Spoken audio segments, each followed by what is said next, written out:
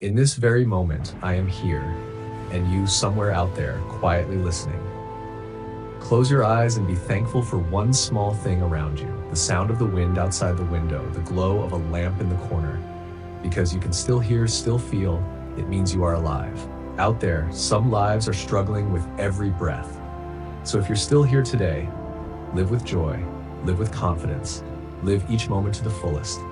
And now, let your heart soften and step with me into a story. The Street Barber, a story of redemption and gentle kindness. Some people are born to shine. Some are born to fall and rise again, carrying their scars like quiet medals of resilience. And then there are those who were born to heal, not just themselves, but others the world has forgotten. Nasir Sobhani is one of those people. He was born in Canada into an Iranian immigrant family, raised in the teachings of the faith, a quiet religion that speaks of compassion, unity, and the dignity of every human being. His family believed in kindness and serving others in hope, but inside, Nasir carried a storm. He never quite felt enough, not strong enough, not good enough, not normal enough. As a teenager, the storm inside him grew louder, and like many young people who feel lost in silence, he turned to drugs. The addiction consumed him, days and nights blurred. His body was present, but his spirit was sinking deeper and deeper into a place that had no light. At one point, he truly believed he had no future, that he had become nothing more than a shadow, a failure, unseen, unheard, unwanted. But rock bottom can sometimes be the only place from which we can begin to rise.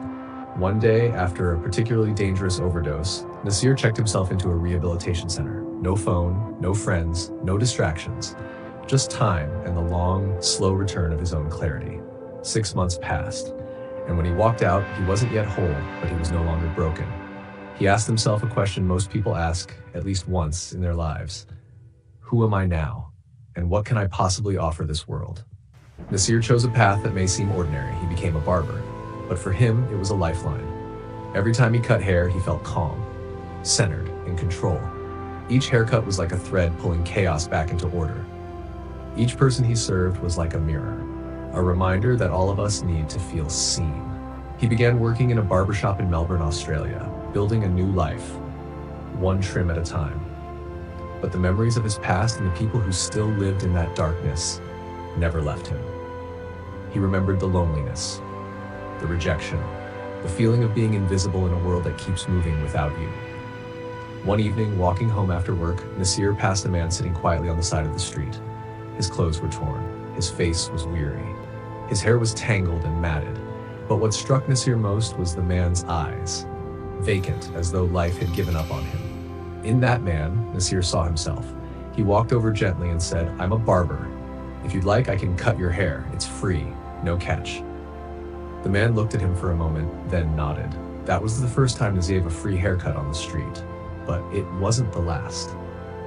From that day forward, every Sunday, his only day off, Nasir packed a folding chair, his barber tools, and a small mirror, and walked the streets of Melbourne, offering free haircuts to anyone living rough, homeless, forgotten.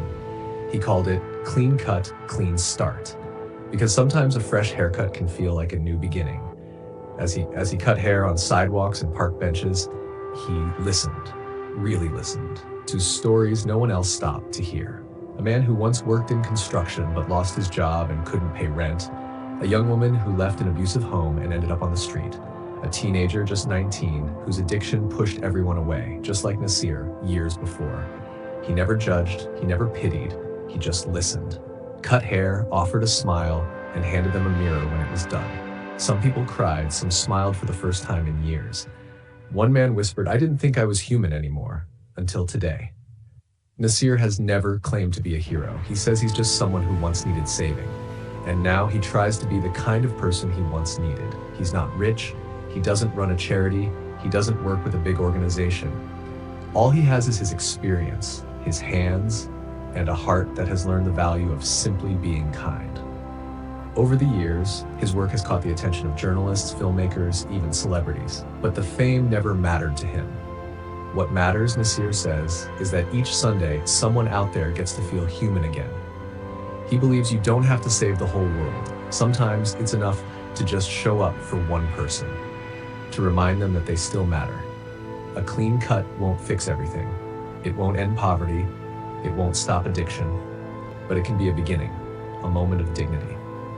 A reminder that even in the darkest places, someone still cares.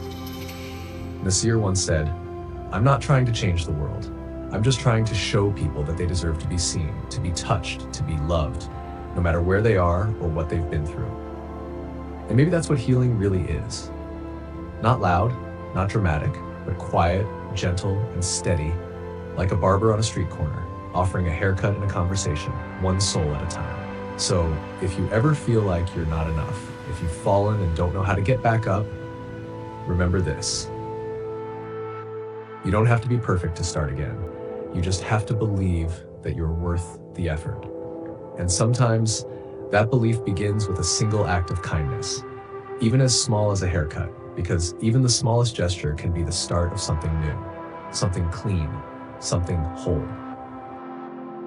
Thank you for listening until the very end. Life isn't always easy, but every hardship will eventually pass. Keep spreading love, because around us are always people quietly doing extraordinary things, and you are one of those heroes. Keep living, keep hoping, so that tomorrow you can see the sun again, embrace your loved ones, and feel that life is still truly worth living. See you again in the next story.